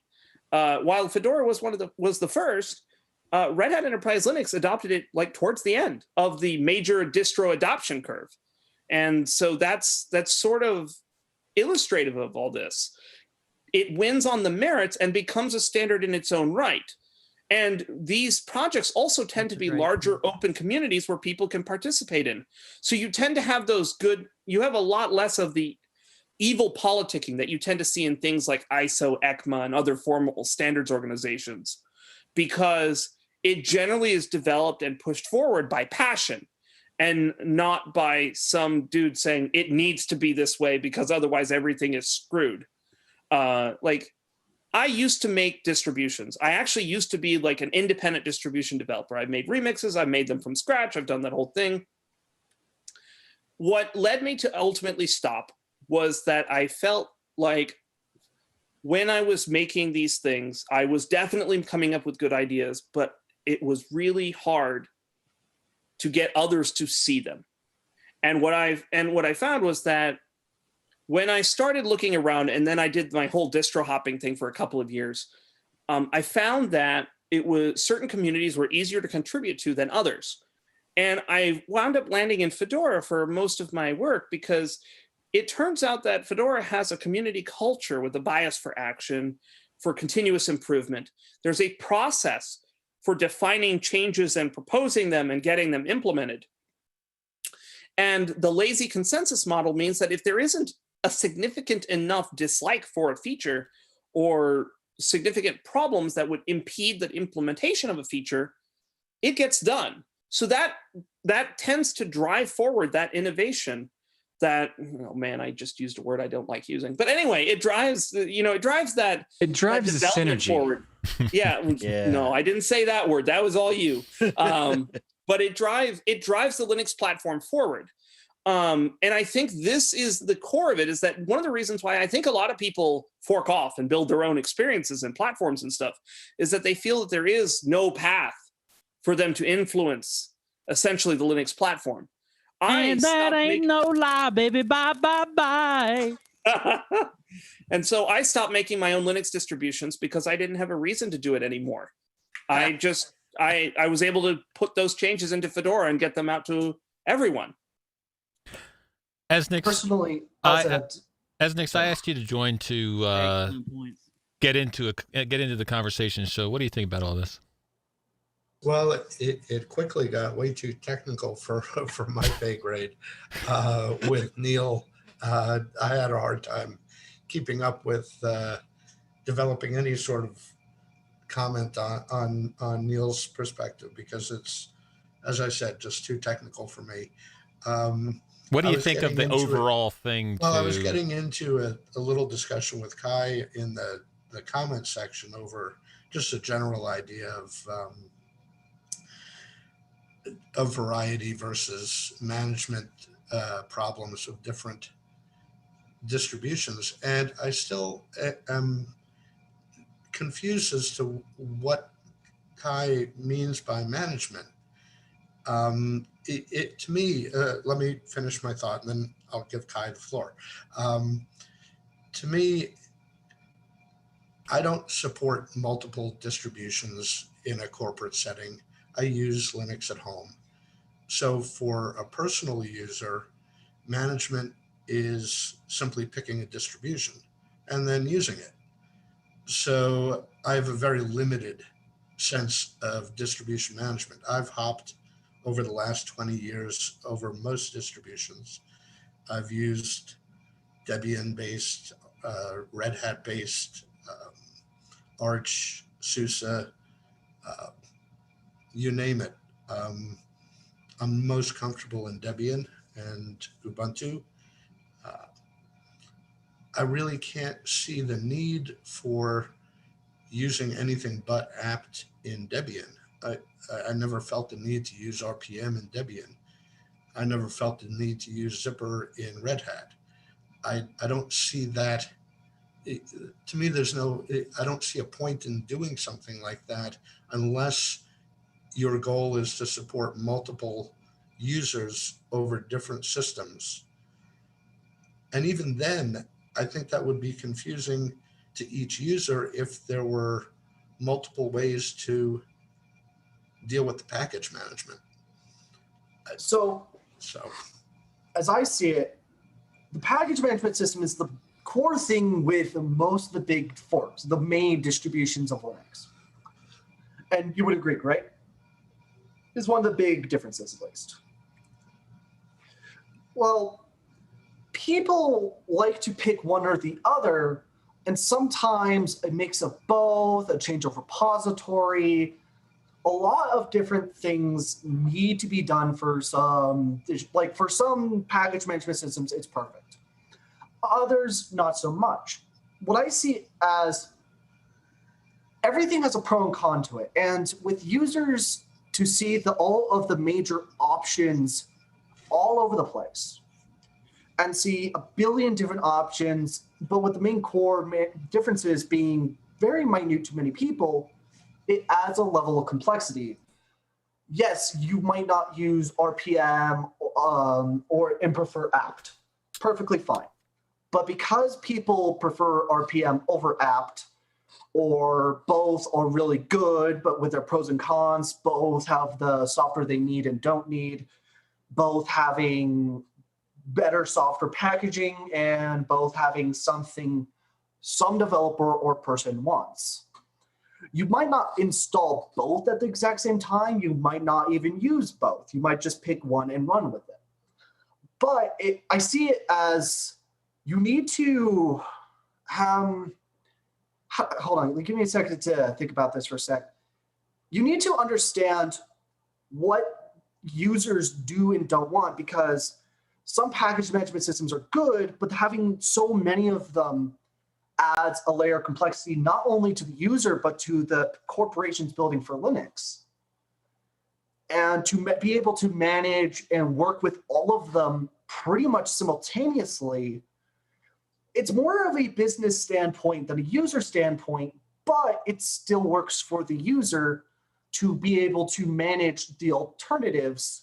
So if they don't like X, Y, or Z, they pick A, B, or C. And the companies that are building for X, Y, and Z also get to easily manage and produce for ABC alongside X, Y, Z.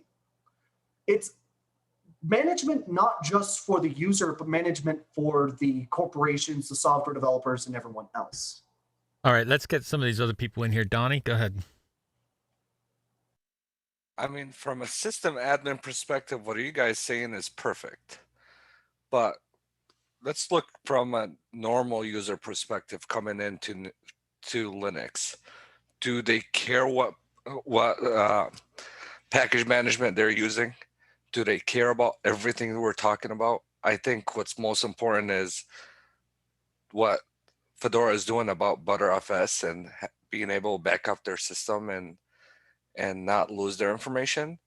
We need to focus more on App Store and being able to download from the App Store and not think about that package management and install from the command line. I think everything we're talking about is more system admin things, and it's super user doing what they need to do and make it things perfect for Linux.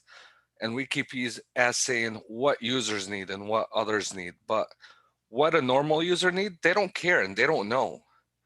Everything we're talking about, they don't even know what we're talking about, and what they don't even care. They just need a system that they can use and easily install. This is true. Donnie, I agree, but I feel for the developers because, like Neil said, that experimentation, that comment he made was really eye-opening. You know, it's so difficult for us to even begin to understand all that the developers do, and it doesn't seem to be any real good answer, because with freedom comes choice, comes 100 different distros. All I know to do, the only way I know how to handle it is I just point my clients to use Zorin OS now, because it's new user friendly, and it will work best for a new user. And I don't know that there's a good answer to this. As much as I agree with what he just said, I agree as much with Neil, and they seem to be. I don't know that there's a good answer to this. Nate, no, Nate, go I'm ahead. not disagreeing with Neil. Neil is, I mean, he's saying everything just on the spot, but we gotta think about new users, and I think what OpenSUSE is doing is the best approach, not giving too many options to choose from. That's in my opinion. Nate, go As ahead. someone who Hold on, we gotta let other people talk. So I know from personal experience, when I go to a restaurant with friends, we always talk about file systems, because that's just like the most important thing that we can talk about. You It's too? so much fun. Oh yeah. I know. It's file systems and breadsticks. That's what it is. I'll say I like ButterFS, and they say no, Country Crock for me, and I'm like, okay, well I get it. no, but seriously, Donnie has a great point that most people, I guarantee you, most people in the YouTube chat that are watching this couldn't care less about, the details of the inner workings of what we were talking about. All they care about is making sure they can use their computer, making sure they have the apps that they want, and they can get things done. So, yeah. JJ, go ahead.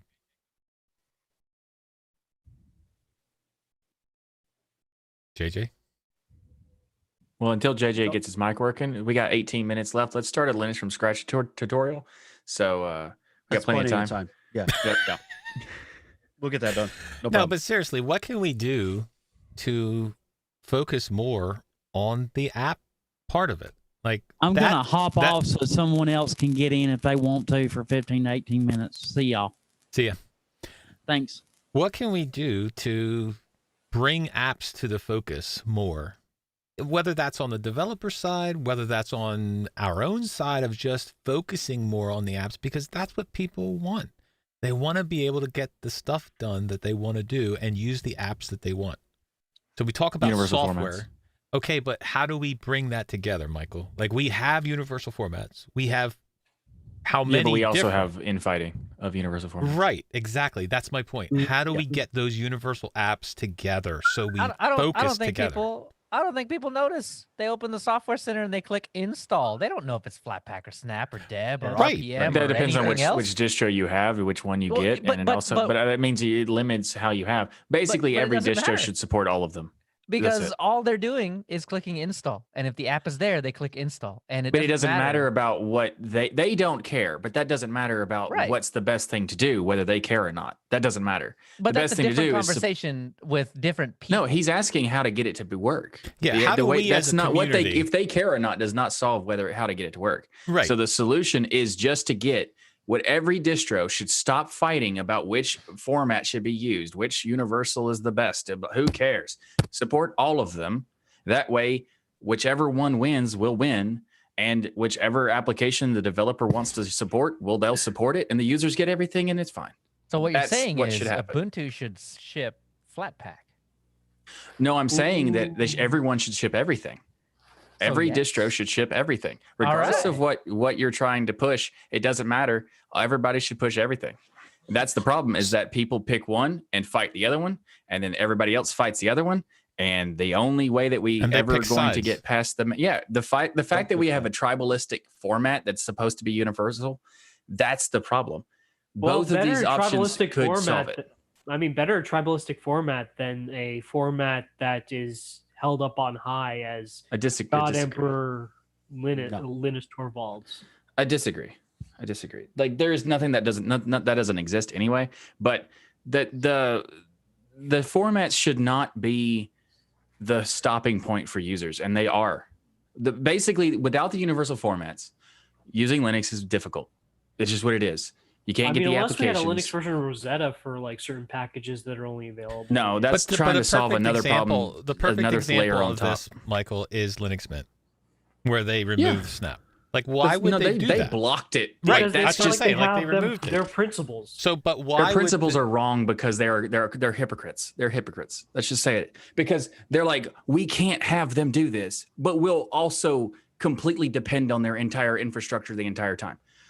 You can't have both. You can't depend on the infrastructure and then also have ethics on top of already using their stuff for free. Your ethics are broken by default. So if you want to, if this platform wants to grow to like a level of complete, like actual mainstream, the infighting about what format is to use needs to go away. And the answer should be all of them, because who cares? If the users don't care which one is installed. So if they want to use a Flatpak, if the developer wants to use a Flatpak or a Snap, perfect. It's fine, because users will never care as long as they can get the app, as y'all said. But the problem is, so many people or so many distros are fighting which one is supported, and it should be all of them. Okay, so hop in for 2 seconds and say Michael is right. I know he's right. He's exactly right. I totally agree. The three people I severely disagree with. The three people I very much severely disagree with. People want their computers to be like their phones. They want to hit install and the app be there. Yes. They don't want to have to worry about, oh, do I want the traditional package manager? Do I want the Flatpak? Do I want the Snap? Do I want the app image? They don't care. They just want the stupid app to work, and they want it to work reliably, preferably with decent performance. What a good app store. Go ahead, Donnie. Yes. I'm saying with a good app store. So if we don't have a good app store, all this doesn't mean anything. Right. Yep. And until now, I still don't think we have a good app store. Who cares about an app store when the developer experience sucks?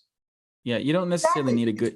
You need a good app store for the users, sure. Right. But also the problem is you don't necessarily need a good app store because the other platforms didn't have app stores to get dominance. So you don't need it, but it would make it so much easier if there was one. Yes, but and do the we only need way it to now, have, Michael, because they have it? They didn't have it before, but Yeah, now yeah, that they we do do. have it, we need it because they have it.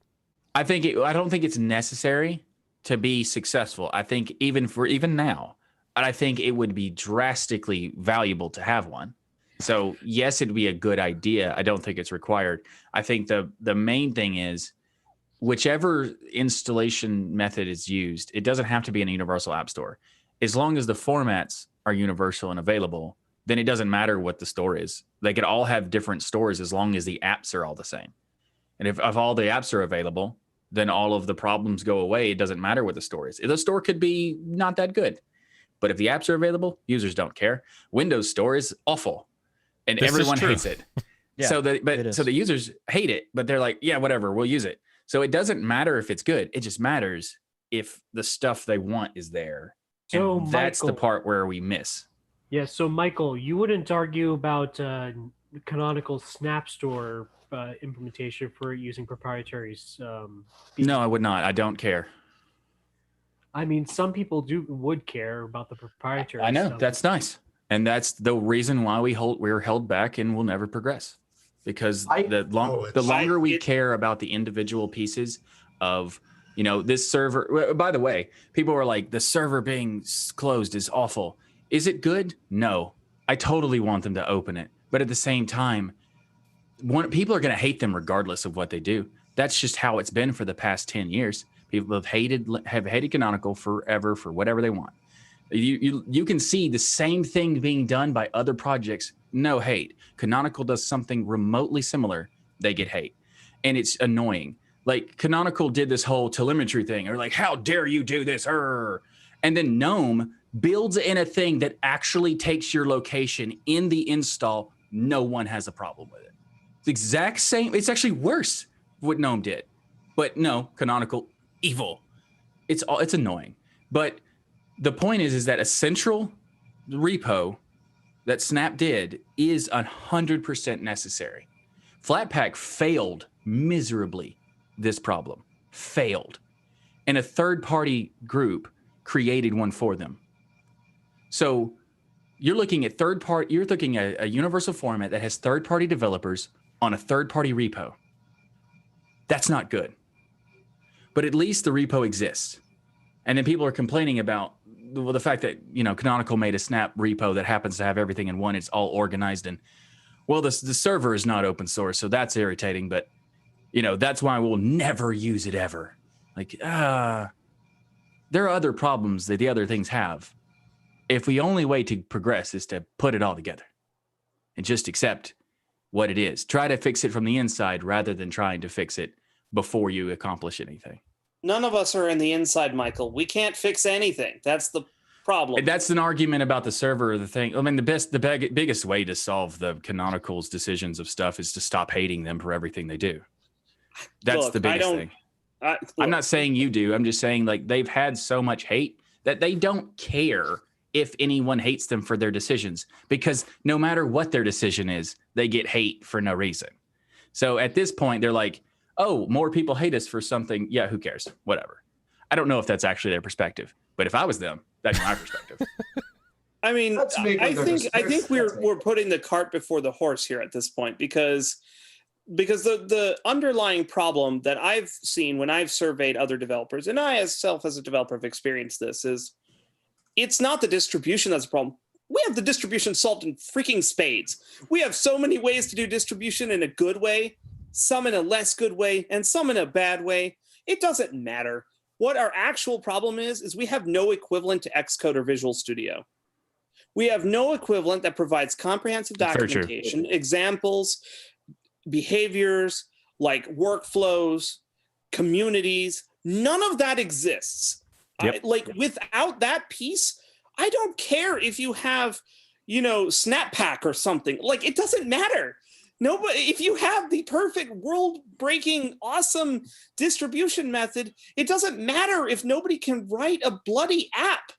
Like, if you can't figure out how to write a desktop app, it doesn't matter. And that's, even I don't write desktop apps, and it's not because I don't want to, it's because I can't figure out how I'm supposed to do it. I can't figure it out. It's very difficult. As someone, okay, so Can I just say, real quick. we need to Nate, go start a ahead. new universal package called Snap Pack Images, and it will solve all these problems. I completely agree. Nate is correct. We just need to combine all three. Problem solved. All right, we also need to make sure that the server is open, but the format itself is closed. I think that's the best approach for that. Perfect. I like it. Let's go to print. Michael, we'll start a business. Tip it. All right. So hi. Anybody else want to get in on this conversation? I just want to say that Rocco, we love you. Thanks for being here. I'm sorry, Rocco. Yeah, I apologize. It's great. I went off on a rant, but I do think that I agree with Neil. We don't have that play. Basically, it's difficult for developers to get onto Linux, and I think the universal formats make it a lot easier. But if we had something like Visual Studio or I'm working on a Xcode or something. Like, I'm working on a package management system and a package manager that allows you to basically create and upload for also all of the package formats. So as one way to help with that situation, because from what I think see, that's too low level, because the users are not gonna want to deal with those anyway. Yeah, okay, I agree with that, but there are a lot of things we have to start going with, and there's in a pyramid, it always starts with the low level. Are you trying to say you're starting a pyramid scheme? Is that what are we trying to? Man, take my money. Okay, so multi-level marketing Linux. I thought we did that on your that. show earlier, Michael. So we never did get to that app list, but that's perfectly okay. It was such a great conversation. I loved it. Thank you, Neil, for being here. Michael. I'm sorry, Rocco. No, it was perfectly I also fine. apologize. I loved it. No, it was great. So, but we are out of time because it's 5 of 10. So Dan, start the last word, please. All right, thanks, Rocco. Been great discussion. Great to have Neil and Michael and everybody talk about their passion. So that's good. Appreciated it. Linux user space this Monday. Yep. Should be a good show. We're gonna I really be enjoyed it. real deep into Linux user space on Monday. Right? So, oh man, it's gonna be so good. Yep. It's gonna be so good. Yeah, good stuff. Wait for that. LinuxUserSpace.show. Just saying. Nate, last word, brother. Hey, thanks for having me. It's good to be back. You know, I took a bit of a, wasn't here for a while. Not important why. I look forward to next week and the subsequent weeks. Been loving the podcast. So well done, you guys. And I do agree that it is Joe's fault. Agreed. Dan, what was that podcast website? LinuxUserSpace.show. Okay, thanks. Aris, last word. Thank you very much for the stream.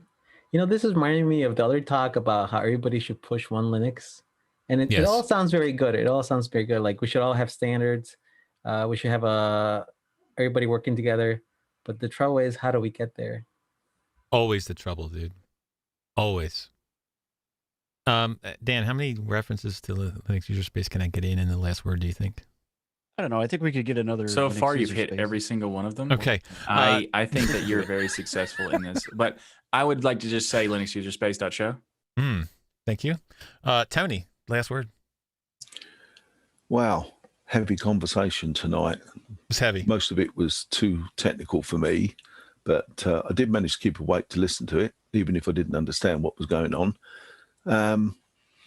Next week, Rocco, it's the European version. It is. Thank you Just for the to reminder, Tony. Remind you, so that everybody knows. Other than that, take care all till next week, and I hope to see you all twice for both shows, and I'll leave it at that. Jinda, last word. I'd like to thank everybody. And there's this Linux user space podcast, and you guys should check it out. I love Perfect. Colin, the time traveler. Sir. Hey, Google, Linux user space, please. Oh, there you go. Yeah. Yeah, it was a great conversation tonight. One thing that went through my mind when you're talking about users installing apps and they don't care how they do it, as long as they can install the app. The one thing that comes up to mind is if they install an app from the App Store and it looks like it's from the dinosaur era, I think they may have a small problem with that, because that seems to be some sort of an issue so far with packages. So that's just something I thought I'd bring up.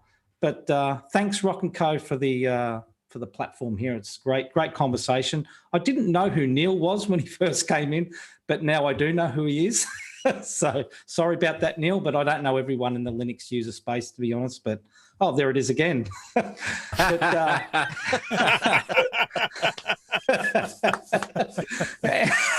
Anyway, it's fantastic everyone, that it wasn't on purpose. I know. Everyone have a great week, and see you all next week. Kai, last word.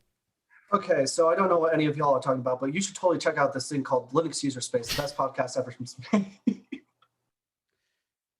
We're batting 1,000. Peter, last word. One thing I love about Biddle is that we all use different distros, different packages, different types, but we all come together and have a great time. I really love that. Huh? Totally agree, brother. Totally So agree. keep on supporting your food banks, your pantries. My boss and my workmates finally forced me to take a week off a week ago, so I was glad for it. Yep. Shickle. Oh, well, you know how it is. Just listening to my favorite podcast on Google Podcasts. Oh, look, it's Linux user space. Got him. It's almost like we planned this or something. The $5 bill will come in the mail Right? soon. $1. Michael, last word. Word, not words. Word. Oh, okay. Sorry. I was about to go on just a Too massive many already, 20-minute too many tangent. already. Never Oh, mind. but I was apologizing for my Linux user space lack of referencing it. So there we go. LinuxUserSpace.show. Just a also quick note, I started doing Linux This Week in Linux as a live stream again. So that was fun. And Dan joined me to express how so many things are dope. And we're going to bring back the term dope. And I'm just going to let everybody know that term is coming back, and just embrace it. I'm ready. It's already here, really, because it's dope. Yeah, it's dope. Neil, last word, brother. Well, I mean, this has been a dope podcast event so far. And, it's just, I'm just looking forward to listening to Linux User Space at linuxuserspace.show. It seems like a great podcast so far. And apparently for first time in a long time showing up to Biddle, It seems like everyone's still friendly and stuff. So, yeah, I may come back every once in a while. But in the meantime, I'll listen to Linux User Space as well. Perfect. I love it. Thank you for being here, Neil. You're welcome back anytime. Donnie, go ahead. Last word. Thanks for having me. Great show. Neil, great conversation. Just to mention, can't wait for Fedora 33 to be actually out of beta and go live. I've been using Fedora since Fedora 20, so this is going to be a great release. Linux User Space, Monday. Can't wait. Leo Chavez. We've been talking about apps, right? Speaking of apps, I've been using this thing called the Web App Manager that Linux Mint put out, and from them in a fork of Peppermint, the Peppermint devs. It's fantastic. I got Twitter over here, just kind of scrolling along, doing that whole thing. You know what else they put out is their Chromium installation, their deb, just right there in the repo. You don't even need Snap in this case. It's just there. No, I don't know. I'm just messing around, but I don't know. There was a lot of Linux Mint stuff thrown around. Right? Solutions. Either way. I think the thing about that web app manager is really good when you make sure you make a web app of Linux userspace.show. Oh, see, now that's one of the biggest ones that you can do, and then you just click it, and then the podcast is right there for you, just in case you want to hear it. If it's not in your ears yet, it will be soon. Anyway, thanks, Rocco. I appreciate this. This was a really good conversation this week. Yes, it was. Esnix, last word. Okay. I'm used to the word dope more as a noun than an adjective. That's probably why, this Linux user space, what is that? It's a bi-weekly Fair enough. podcast. I love it. Fair enough. It's good stuff. Thanks, everyone. Thanks, Rocco, for the invite. Perfect. Thomas, last word. Well, I'm slightly triggered to hear a bunch of people who are probably twice my age using the word dope, but hey, you're using it correctly. So good job, everyone. There's that. I appreciate that compliment. That was dope. You're just about a year or two late on the usage. That's a dope joke. No, that's why I said I'm bringing it back. We're bringing it back. Bringing it back. And it's not too old, it's not like, Harambe or something like that. Yeah, have a good one. Grown. JJ, last word. Alrighty. Unfortunately, I only know that D word as the negative one. So I'm going to try to make it more upbeat and lit up in this place by mentioning Linux User Space, as well as Destination Linux, which is also going on. And also, you guys forced me to become partially graybeard. I'm seeing gray hairs growing on my beard right now. That's dope. DLN is fire. Sweet. Tyler, last word. I think Tyler fell asleep. He is used to working now, but I don't know why he'd fall asleep. But anyway, thank you all for being here. No, Rocco, he just went to start listening to Linux User Space. You're right. Oh, he's early. Yeah, it's but good. Yeah, that's dope. He should have listened to that a week ago because it comes out every 2 weeks, right, Dan? And this Monday he's binging them all again. Oh, that's okay. That's a good idea. This Monday. Yeah, obviously, he's going from the entire back catalog just to kind of get every single piece of context and headcanon all ready to go for the next one on Monday. Well, there's only 7, so it wouldn't take you that long to go back and check them out. Right. And then 8 comes out on Monday. Easy. 7 comes out on Right, Monday. so it's ain't even it? achievable. Is it 7? It's Yeah, not 7. like the I lost 100 plus episodes of Destination Linux. Right? No, Oh, I he's just counted the making his trailer, own didn't film theory. He's making his own film theory on the Linux user space canon and how there's some sort of way that one of them is a crazy psychopath murdering children. I'm sorry, never mind. All right. We're going to close out this crazy show tonight. I thank you all for being here. I appreciate it. As Tony mentioned, Biddle Yorp is next week, so we will have the Biddle Yorp show at 3 p.m. and then we will have the regular Biddle at 8 p.m. again. So it'll be a double header. I hope you're there. Check out Linux User Space Monday.